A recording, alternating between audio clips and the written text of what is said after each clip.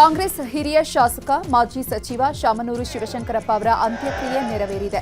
ದಾವಣಗೆರೆಯ ಕಲ್ಲೇಶ್ವರ ಮಿಲ್ ಆವರಣದಲ್ಲಿ ಕುಟುಂಬಸ್ಥರು ಅಂತ್ಯ ಸಂಸ್ಕಾರ ನೆರವೇರಿಸಿದರು. ಸರ್ಕಾರಿ ಗೌರವಗಳೊಂದಿಗೆ ವೀರಶೈವ ಲಿಂಗಾಯತ ಸಂಪ್ರದಾಯದಂತೆ ಅಂತ್ಯಕ್ರಿಯೆ ನೆರವೇರಿದೆ. ಮಣ್ಣು ಹಾಕದೆ ಕ್ರಿಯಾ ಸಮಾಧಿಯಲ್ಲಿ ವಿಭೂತಿಗಳನ್ನು ಬಳಸಿ ಅಂತ್ಯಕ್ರಿಯೆ ಮಾಡಲಾಯಿತು. ವಿಭೂತಿ, ಬಿಲ್ಪತ್ರೆ, ಗಂಗಾಜಲವನ್ನು ಬಳಸಿ ಶಾಮನೂರು ಶಿವಶಂಕರಪ್ಪ ಅವರ ಅಂತ್ಯಕ್ರಿಯೆ ಮಾಡಲಾಯಿತು. ಪುತ್ರ ಎಸ್ಎಸ್ ಮಲ್ಲಿಕಾರ್ಜುನ್ ಅಂತಿಮ ವಿಧಿವಿಧಾನ ನೆರವೇರಿಸಿದರು. ಪಂಚಪೀಠದ ಜಗದ್ಗುರುಗಳ ಸಮ್ಮುಖದಲ್ಲಿ ವಿಧಿವಿಧಾನ ನಡೆಯಿತು. ಶಾಮನೂರು ಶಿವಶಂಕರಪ್ಪ ಅವರ ಅಂತ್ಯಕ್ರಿಯೆಯಲ್ಲಿ ಸಾವಿರಾರು ಜನ ಭಾಗಿಯಾಗಿದ್ದರು. ರಾಜಕೀಯ ನಾಯಕರು, ವಿವಿಧ ಮಠಗಳ ಸ್ವಾಮೀಜಿಗಳು, ಕಾಂಗ್ರೆಸ್ ಕಾರ್ಯಕರ್ತರು, ಶಾಮನೂರು ಶಿವಶಂಕರಪ್ಪ ಅವರ ಅಭಿಮಾನಿಗಳು, ಬೆಂಬಲಿಗರು ಮತ್ತು ಸಾರ್ವಜನಿಕರು ಅಂತ್ಯಕ್ರಿಯೆಯಲ್ಲಿ ಭಾಗಿಯಾಗಿದ್ದರು.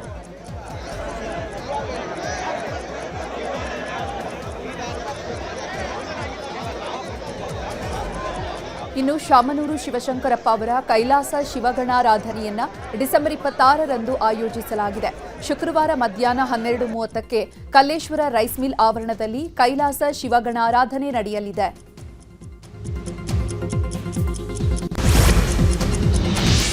ಇನ್ನು ಶಾಮನೂರು ಶಿವಶಂಕರಪ್ಪ ಅಂತ್ಯ ಸಂಸ್ಕಾರದಲ್ಲಿ ಗಣ್ಯಾತಿಗಣ್ಯರು ಭಾಗಿಯಾಗಿದ್ದರು. ಸಿಎಂ ಸಿದ್ದರಾಮಯ್ಯ, ಡಿಸಿಎಂ ಡಿಕೆ ಶಿವಕುಮಾರ್, ಬಸವರಾಜ ಹೊರಟ್ಟಿ, ಸಲೀಂ ಅಹಮದ್, ಎನ್ ರವಿಕುಮಾರ್, ಬಸವರಾಜ ರಾಯರೆಡ್ಡಿ, ಪ್ರಕಾಶ್ ಕೋಳಿವಾಡ್, ಎಂಬಿ ಪಾಟೀಲ್, ವಿಜಯಾನಂದ ಕಾಶ್ಯಪ್ಪನವರ್, ಈಶ್ವರ್ ಖಂಡ್ರೆ, ಶಾಸಕಿ ಕರೆಮಜ್ಜಿ ನಾಯಕ್, ಬಿವೈ ವಿಜೇಂದ್ರ, ಜಮೀರ್ ಅಹಮದ್ ಅಂತ್ಯಕ್ರಿಯೆಯಲ್ಲಿ ಭಾಗಿಯಾಗಿದ್ದರು. ಸಾರ್ವಜನಿಕರು ಅಂತ್ಯಕ್ರಿಯೆ ನೋಡೋಕೆ ವ್ಯವಸ್ಥೆ ಮಾಡಲಾಗಿತ್ತು.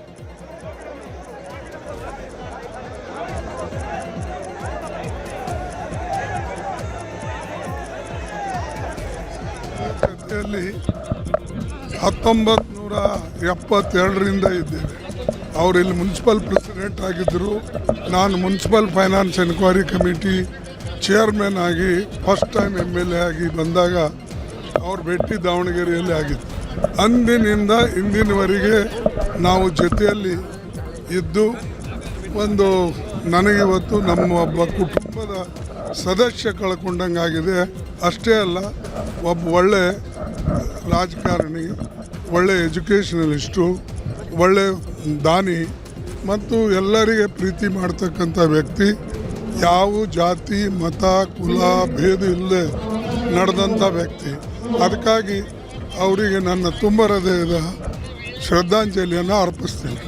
ರಾಜ್ಯದ ಒಬ್ಬ ಮುತ್ಸದ್ದಿ ಹಿರಿಯ ರಾಜಕಾರಣಿ, ಮಾಜಿ ಮಂತ್ರಿಗಳು, ಮಾಜಿ ಸಂಸದರು, ಒಬ್ಬ ಅಪೂರ್ವದ ರಾಜಕಾರಣಿ ಮಾತ್ರ ಅಲ್ಲ, ಒಬ್ಬ ಜನರಿಗೆ ಸಹಾಯ ಮಾಡೋಂತಹ ಒಬ್ಬ ದೊಡ್ಡ ವ್ಯಕ್ತಿ, ಕೊಡುಗೈ ದಾನಿ, ಶಿಕ್ಷಣ ಪ್ರೇಮಿ. ಅವನ್ನ ನಾವು ಕಳ್ಕೊಂಡಿದ್ದೀವಿ. ಅವರು ಮಂತ್ರಿಯಾಗಿ, MP ಆಗಿ ಹಾಗೂ ಒಬ್ಬ ಶಿಕ್ಷಣ ಪ್ರೇಮಿಯಾಗಿ ಶಿಕ್ಷಣಕ್ಕೆ ಹೆಚ್ಚು ಆದ್ಯತೆ ಕೊಡ್ತಾಯಿದ್ರು. ಅದೇ ರೀತಿಯಲ್ಲಿ ಈ ಭಾಗದ ಅಭಿವೃದ್ಧಿಗೆ, ಈ ಜಿಲ್ಲೆ ಮಾತ್ರ ಅಲ್ಲ ಇಡೀ ರಾಜ್ಯದ ಅಭಿವೃದ್ಧಿಗೆ ಪ್ರಾಮಾಣಿಕವಾಗಿ ಕೆಲಸ ಮಾಡಿದ್ದಾರೆ. ಅವ್ರನ್ನ ಕಳ್ಕೊಂಡು ನಾವು ರಾಜ್ಯ ಬಡವಾಗಿದೆ. ಇವತ್ತು ಶಾಮನೂರು ಶಿವಶಂಕರಪ್ಪ ಅವರು ಒಬ್ಬ ಶಿಕ್ಷಣ ಪ್ರೇಮಿಯಾಗಿ, ಸಾಂಸ್ಕೃತಿಕ ಜಾಗೃತಿಯ ರೂವಾರಿಯಾಗಿ, ಬಹಳಷ್ಟು ಜನಕ್ಕೆ ಉದ್ಯೋಗವನ್ನು ನೀಡಿದಂಥ ಮತ್ತು ಮಹಾನ್ ದಾನಿಯೂ ಕೂಡ ಹೌದು. ಅವರ ಮನೆಗೆ, ಅವರ ಕುಟುಂಬಸ್ಥರಿಗೆ, ಅವರ ಹತ್ತಿರದವರಿಗೆ ಬಹಳ ದೊಡ್ಡ ದುಃಖ ಆಗಿದೆ. ಹಾಗಾಗಿ ಭಗವಂತ ಅವರಿಗೆ ಒಂದು ಸದ್ಗತಿಯನ್ನು ನೀಡಲಿ. ಶಾಮನೂರು ಶಿವಶಂಕರಪ್ಪ ನಿಧನಕ್ಕೆ ಸಚಿವ ಎಂಬಿ ಪಾಟೀಲ್ ಸಂತಾಪ ಸೂಚಿಸಿದ್ದಾರೆ. ದಾವಣಗೆರೆಯನ್ನ ಹೆಮ್ಮರವಾಗಿ ಅಭಿವೃದ್ಧಿ ಮಾಡಿದ್ದಾರೆ. 6 ಬಾರಿ ಶಾಸಕರಾಗಿ, ಸಚಿವರಾಗಿ ರಾಜಕೀಯ ಸೇವೆ ಸಲ್ಲಿಸಿದ್ದಾರೆ. ಹಿರಿಯರು, ಒಳ್ಳೆಯ ಮಾರ್ಗದರ್ಶಕರಾಗಿದ್ದರು. ಅವರನ್ನು ಕಳೆದುಕೊಂಡು ನಾವೆಲ್ಲ ಬಡವಾಗಿದ್ದೇವೆ ಅಂತ ಸಂತಾಪ ಸೂಚಿಸಿದರು. ಇದೇ ವೇಳೆ ಸತೀಶ್ ಜಾರಕಿಹೊಳಿ, ಬಿಕೆ ಹರಿಪ್ರಸಾದ್, ಸಚಿವೆ ಲಕ್ಷ್ಮೀ ಹೆಬ್ಬಾಳ್ಕರ್, ಶರಣಪ್ರಕಾಶ್ ಪಾಟೀಲ್, ವಿಜಯೇಂದ್ರ ಕೂಡ ಸಂತಾಪ ಸೂಚಿಸಿದ್ದಾರೆ. ಸಮುದಾಯಕ್ಕೆ ಅಷ್ಟೇ ಅಲ್ಲ, ಇನ್ನು ಉಳಿದವರು ಎಲ್ಲರಿಗೂ ಕೂಡ ಅವರು ಹಿರಿಯರಾಗಿ ಎಲ್ಲರಿಗೂ ಮಾರ್ಗದರ್ಶನ ಮಾಡ್ಕೊಂಡು ಬಂದಿದ್ದರು. ಜೀವನದಲ್ಲಿ ಯಾರಿಗೂ ಕೂಡ ಅವರು ಕೆಟ್ಟದ್ದನ್ನು ಬಯಸಿರಲಿಲ್ಲ. ಸಮಾಜದ ಸಂಘಟನೆ ಇರಲಿ ಅಥವಾ ದಾವಣಗೆರೆ ಅಭಿವೃದ್ಧಿ ಇರಲಿ ಅಥವಾ ಬಾಪೂಜಿ ಶಿಕ್ಷಣ ಸಂಸ್ಥೆಯನ್ನು ಹೆಮ್ಮರವಾಗಿ ಇವತ್ತೊಂದು ದಿವಸ ಬೆಳೆಸಿ ಇವತ್ತು ಲಕ್ಷಾಂತರ ವಿದ್ಯಾರ್ಥಿಗಳಿಗೆ ಇವತ್ತು ಶಿಕ್ಷಣದ ದಾಸೋಹವನ್ನು ಮಾಡಿದ್ದಾರೆ. ರಾಜ್ಯದ ಜನತೆ ನಾವು ಇವತ್ತು ದಿವಸ ಒಬ್ಬ ಹಿರಿಯರನ್ನ ನಾವು ಕಳ್ಕೊಂಡಿದ್ದೀವಿ. ಇವತ್ತು ಅವರ ಆತ್ಮಕ್ಕೆ ಚಿರಶಾಂತಿಯನ್ನು ನೀಡಲಿ ದೇವರು ಅಂತ ಹಾರೈಸ್ತೀನಿ. ವಿಶೇಷವಾಗಿ ನಮ್ಮ ಪಕ್ಷಕ್ಕೆ ಅವ್ರ ಸಮುದಾಯಕ್ಕೆ ಭಾಳ ದೊಡ್ಡ ನಷ್ಟ ಆಗಿದೆ. ಆದರೂ ಕೂಡ ಅವರು ತಮ್ಮ ಅವಧಿಯಲ್ಲಿ ಭಾಳಷ್ಟು ಸೇವೆ ಮಾಡುವಂಥ ಪ್ರಯತ್ನ ಮಾಡಿದ್ದಾರೆ ಪಕ್ಷಕ್ಕೆ ಮತ್ತು ಅವ್ರ ಸಮುದಾಯಕ್ಕೆ. ಇವತ್ತು ಅವ್ರು ಕಳ್ಕೊಂಡ್ರಿಂದ ನಾವು ಎರಡು ಪಕ್ಷ ಅವರ ಸಮಾಜ ಎರಡು ಕೂಡ ನಷ್ಟ ಆಗಿದೆ ಭಾಳಷ್ಟು. ಒಂದು ಭವಿಷ್ಯ ತುಂಬಲಿಕ್ಕೆ ಆಗೋಲ್ಲ. ಆದರೂ ಕೂಡ ಅವರ ಹಾಕಿಕೊಟ್ಟಂಥ ಮಾರ್ಗ ಆದರ್ಶ ನಾವೆಲ್ಲ ಪಾಲಿಸಬೇಕಾಗ್ತದೆ.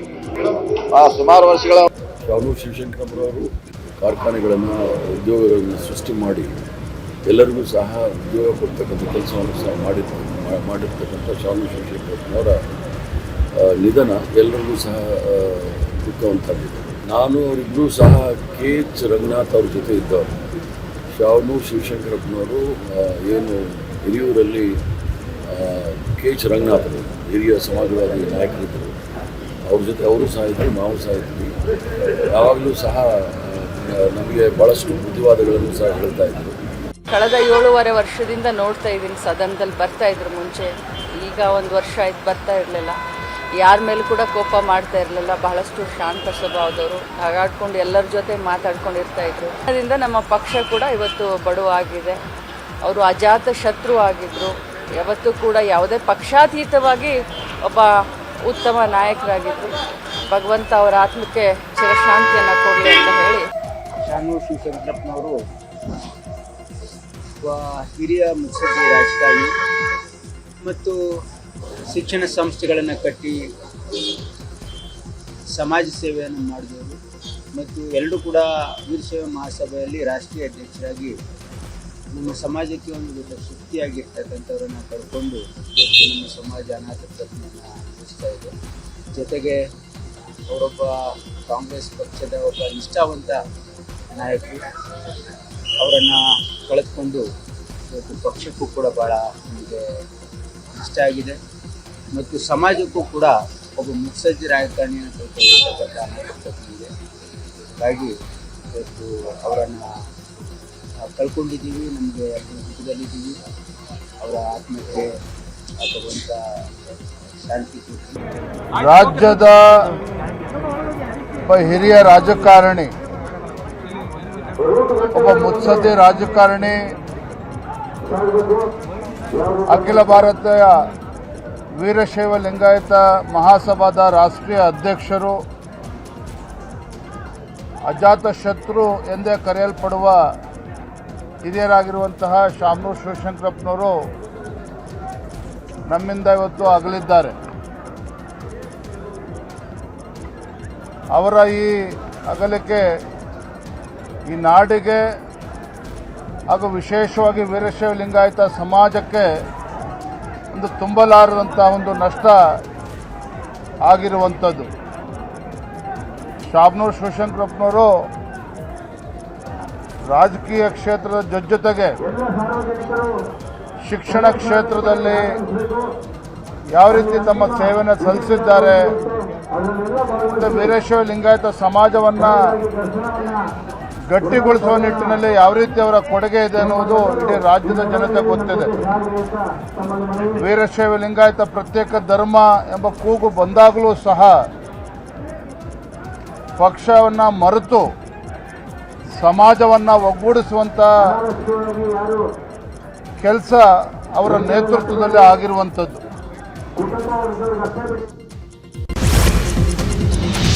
ಶಾಮನೂರು ಶಿವಶಂಕರಪ್ಪ ಅವರ ನಿಧನಕ್ಕೆ ವಿವಿಧ ಮಠಗಳ ಮಠಾಧೀಶರು ಸಂತಾಪ ವ್ಯಕ್ತಪಡಿಸಿದ್ರು. ಸಮಾಜಕ್ಕೆ, ಶಿಕ್ಷಣ ಕ್ಷೇತ್ರಕ್ಕೆ ಶಾಮನೂರು ಕೊಟ್ಟ ಸೇವೆಯನ್ನ ಸ್ಮರಿಸಿಕೊಂಡಿದ್ದಾರೆ. ಜೊತೆಗೆ ಅವರು ನಮ್ಮ ನಾಡಿಗೆ ಅದ್ಭುತವಾದ ಕೊಡುಗೆಯನ್ನು ಕೊಟ್ಟಿದ್ದಾರೆ. ಶಾಸಕರಾಗಿ, ಸಂಸದರಾಗಿ, ಮಂತ್ರಿಗಳಾಗಿ ಕೆಲಸವನ್ನು ಮಾಡಿದ್ದಾರೆ. ಜೊತೆಗೆ ಅವರು ರಾಜಕಾರಣಿ ಅಷ್ಟೇ ಅಲ್ಲ, ಒಬ್ಬ ಶಿಕ್ಷಣ ಮುತ್ಸದ್ದಿಯೂ ಆಗಿದ್ದಂತಹ ಅವರು. ಅದರಲ್ಲಿ ಕೂಡ ಮಧ್ಯ ಕರ್ನಾಟಕ ಅನ್ನಿಸ್ಕೊಳ್ಳುವಂಥ ದಾವಣಗೆರೆಯ ಸಮಗ್ರ ಅಭಿವೃದ್ಧಿಗೆ ಭಾಳಷ್ಟು ಹೋರಾಟವನ್ನು ಮಾಡಿ ಕೆಲಸವನ್ನು ಮಾಡಿದಂಥ ಕೀರ್ತಿ ಶಾಮನೂರು ಶಿವಶಂಕರಪ್ಪನವರಿಗೆ ಇರುವಂಥ. ಶಾಮನೂರು ಶಿವಶಂಕರಪ್ಪರನ್ನ ನೆನೆದು ಕುಟುಂಬಸ್ಥರು ಕಣ್ಣೀರಿಟ್ಟಿದ್ದಾರೆ. ಅಂತಿಮ ಯಾತ್ರೆಯ ವೇಳೆ ಮನೆಯ ಬಾಲ್ಕನಿ ಮೇಲೆ ನಿಂತು ಮೊಮ್ಮಕ್ಕಳು, ಮರಿ ಮೊಮ್ಮಕ್ಕಳು ಕಣ್ಣೀರು ಹಾಕಿದ್ದಾರೆ. ಶಾಮನೂರು ಶಿವಶಂಕರಪ್ಪ ನಿಧನ ಹಿನ್ನೆಲೆಯಲ್ಲಿ ವಿಧಾನಸಭೆ ಕಲಾಪದಲ್ಲಿ 1 ನಿಮಿಷಗಳ ಕಾಲ ಮೌನಾಚರಣೆ ಮಾಡಿ ಸಂತಾಪ ಸೂಚನೆ ಮಾಡಲಾಯಿತು. ಬಳಿಕ ಕಲಾಪದಲ್ಲಿ ಮಾತನಾಡಿದ ಸಿಎಂ ಸಿದ್ದರಾಮಯ್ಯ, ಶಾಮನೂರು ಅವರು ಅಜಾತ ಶತ್ರು ಅಂತ ಕರೆಯಬಹುದಾದ ವ್ಯಕ್ತಿ. ಕೋವಿಡ್ ಸಮಯದಲ್ಲಿ ಸಾಕಷ್ಟು ಸಹಾಯ ಮಾಡಿದ್ದಾರೆ. 10-15 ದಿನದ ಹಿಂದಷ್ಟೇ ನಾನು ಆಸ್ಪತ್ರೆಗೆ ಹೋಗಿ ಆರೋಗ್ಯ ವಿಚಾರಿಸಿದೆ. ಅವಾಗಲೇ ಅವರಿಗೆ ಮಾತನಾಡೋಕೆ ಆಗ್ತಾ ಇರಲಿಲ್ಲ. ಈ ದುಃಖ ಭರಿಸುವ ಶಕ್ತಿಯನ್ನ ಆ ದೇವರು ಅವರ ಕುಟುಂಬಕ್ಕೆ ಕೊಡ್ಲಿ ಅಂತ ಸಂತಾಪ ಸೂಚನೆ ಕೊಟ್ಟರು. ಇನ್ನು ಇದೇ ವೇಳೆ ವಿಪಕ್ಷ ನಾಯಕ ಅಶೋಕ್ ಕೂಡ ಸದನದಲ್ಲಿ ಸಂತಾಪ ಸೂಚಿಸಿದ್ದಾರೆ. ಅವರೆಲ್ಲರಿಗೂ ಮೊದಲಿಂದಾನೇ ಹೇಳ್ತಾ ಇದ್ರು, ನಾನು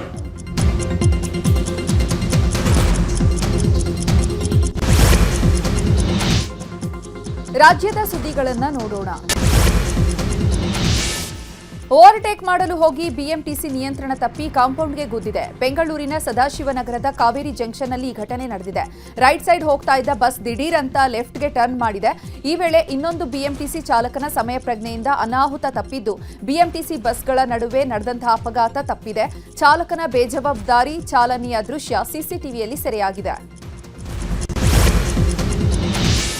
ಗದಗ ಜಿಲ್ಲಾಡಳಿತ ಭವನಕ್ಕೆ ಬಾಂಬ್ ಬೆದರಿಕೆ ಸಂದೇಶ ಕಳಿಸಲಾಗಿದೆ. ಅರ್ನಾ ಅಶ್ವಿನ್ ಶೇಖರ್ ಎಂಬ ಹೆಸರಿನ ಇಮೇಲ್ ಕಳಿಸಿ ಬೆದರಿಕೆ ಹಾಕಲಾಗಿದೆ. ಕೂಡಲೇ ಸ್ಥಳಕ್ಕೆ ಶ್ವಾನದಳ, ಬಾಂಬ್ ಪತ್ತೆ ದಳ ಸಿಬ್ಬಂದಿ ಆಗಮಿಸಿ ಶೋಧ ಕಾರ್ಯ ಮಾಡಿದ್ದಾರೆ. ಇನ್ನು ಮಂಗಳೂರು ಆರ್ಟಿಒ ಕಚೇರಿಗೂ ಬಾಂಬ್ ಬೆದರಿಕೆ ಹಾಕಲಾಗಿದೆ. ಕಚೇರಿಯ ಅಧಿಕೃತ ಮೇಲ್ಗೆ ಬಾಂಬ್ ಬೆದರಿಕೆ ಮೇಲ್ ಕಳಿಸಲಾಗಿದೆ. 5 ಕಡೆ ಬಾಂಬ್ ಇಡುವುದಾಗಿ ಕಿಡಿಗೇಡಿಗಳು ಮೇಲ್ ಮಾಡಿದ್ದಾರೆ. ಪರಪ್ಪನ ಅಗ್ರಹಾರ ಜೈಲಿಗೆ ಡಿಜಿಪಿ ಅಲೋಕ್ ಕುಮಾರ್ ಭೇಟಿಯನ್ನು ನೀಡಿದ್ದಾರೆ. ಬಂಧಿಖಾನೆ ಡಿಜಿಪಿಯಾಗಿ ನೇಮಕವಾದ ಬಳಿಕ ಮೊದಲ ಬಾರಿಗೆ ಜೈಲಿಗೆ ಭೇಟಿ ನೀಡಿದ್ದು ಜೈಲಿನ ಚೆಕ್ಪೋಸ್ಟ್ ಬಳಿ ಸಿಬ್ಬಂದಿಯಿಂದ ಮಾಹಿತಿಯನ್ನು ಪಡೆದುಕೊಂಡಿದ್ದಾರೆ. ಬಳಿಕ ಜೈಲಿನ ಸುತ್ತ ಅಧಿಕಾರಿಗಳ ಜೊತೆ ರೌಂಡ್ಸ್ ಹಾಕಿದ್ದಾರೆ. ವಾಹನಗಳ ಪಾರ್ಕಿಂಗ್ ಅವ್ಯವಸ್ಥೆ ಬಗ್ಗೆ ಜೈಲಾಧಿಕಾರಿಗಳಿಗೆ ಕ್ಲಾಸ್ ತೆಗೆದುಕೊಂಡಿದ್ದಾರೆ. ಇದೇ ವೇಳೆ ಕೊಲೆ ಆರೋಪಿ ನಟ ದರ್ಶನ್ ಬ್ಯಾರಾಕ್ಗೆ ಭೇಟಿ ಕೊಟ್ಟು ದರ್ಶನ್ ಅವರನ್ನ ಅಲೋಕ್ ಕುಮಾರ್ ಮಾತನಾಡಿಸಿದ್ದಾರೆ. 6 ಮಂದಿ ಬ್ಯಾರಾಕ್ನಲ್ಲಿದ್ದು ಆರಾಮಾಗಿದ್ದಾರೆ ಅಂತ ಅಲೋಕ್ ಕುಮಾರ್ ಹೇಳಿದ್ದಾರೆ. ಮೊಟ್ಟೆಯಲ್ಲಿ ಕ್ಯಾನ್ಸರ್ ಕಾರಕ ಅಂಶ ಪತ್ತೆ ಚರ್ಚೆ ಹಿನ್ನೆಲೆಯಲ್ಲಿ ಆಹಾರ ಹಾಗೂ ಗುಣಮಟ್ಟ ಇಲಾಖೆ ಅಲರ್ಟ್ ಆಗಿದೆ. ಸಿಲಿಕಾನ್ ಸಿಟಿ, ಬೆಂಗಳೂರು ಸೇರಿದಂತೆ ರಾಜ್ಯದ 200ಕ್ಕೂ ಹೆಚ್ಚು ಕಡೆಯಿಂದ ಮೊಟ್ಟೆ ಸ್ಯಾಂಪಲ್ಸ್ನ ಸಂಗ್ರಹ ಮಾಡಲಾಗಿದೆ. ಬೆಂಗಳೂರಲ್ಲಿ 50 ಕಡೆ ಸ್ಯಾಂಪಲ್ಸ್ ಸಂಗ್ರಹ ಮಾಡಿದ್ದು, ಸೂಪರ್ ಮಾರ್ಕೆಟ್, ಮಾರುಕಟ್ಟೆಗಳಲ್ಲಿ ಮೊಟ್ಟೆ ಸ್ಯಾಂಪಲ್ಸ್ ಸಂಗ್ರಹ ಮಾಡಲಾಗಿದೆ. ಮೊಟ್ಟೆ ಸ್ಯಾಂಪಲ್ಸ್ ಪಡೆದು ಲ್ಯಾಬ್ ಟೆಸ್ಟ್ಗೆ ಆಹಾರ ಇಲಾಖೆ ಕಳಿಸಿದೆ. ಮುಂದಿನ ವಾರದಲ್ಲಿ ಮೊಟ್ಟೆಗಳ ವರದಿ ಆರೋಗ್ಯ ಇಲಾಖೆಯ ಕೈ ಸೇರುವ ಸಾಧ್ಯತೆ ಇದೆ. ಇನ್ನು ಮೊಟ್ಟೆಯಲ್ಲಿ ಕ್ಯಾನ್ಸರ್ ಕಾರಕ ಅಂಶದ ವಿಚಾರದ ಬಗ್ಗೆ ಬೆಳಗಾವಿಯಲ್ಲಿ ಮಾತನಾಡಿದ ಸಚಿವ ದಿನೇಶ್ ಗುಂಡೂರಾವ್, ಎಗಾಸ್ ಕಂಪನಿಯ ಮೊಟ್ಟೆಯಲ್ಲಿ ಉಪಯೋಗ ಮಾಡಬಾರದ ಆಂಟಿಬಯೋಟಿಕ್ ಮಾಹಿತಿ ಬಂದಿತ್ತು. ಇದರ ಸ್ಪಷ್ಟತೆ ಬಗ್ಗೆ ತಿಳಿದುಕೊಳ್ಳಲು ಇಲಾಖೆಯವರಿಗೆ ಸೂಚಿಸಿದ್ದಾರೆ. ಈಗಾಗಲೇ ಸ್ಯಾಂಪಲ್ಗಳನ್ನು ತೆಗೆದುಕೊಳ್ಳಲಾಗಿದೆ. ಎಗಾಸ್ ಕಂಪನಿಯ ಸ್ಯಾಂಪಲ್ಗಳನ್ನು ತೆಗೆದುಕೊಂಡಿದ್ದಾರೆ. ಟೆಸ್ಟ್ ಮಾಡಿದ ಬಳಿಕ ವರದಿ ಬಗ್ಗೆ ಹೇಳ್ತೇನೆ. ಇದರಲ್ಲಿ ಆತಂಕ ಪಡೋದು ಬೇಡ ಅಂತ ಹೇಳಿದ್ದಾರೆ.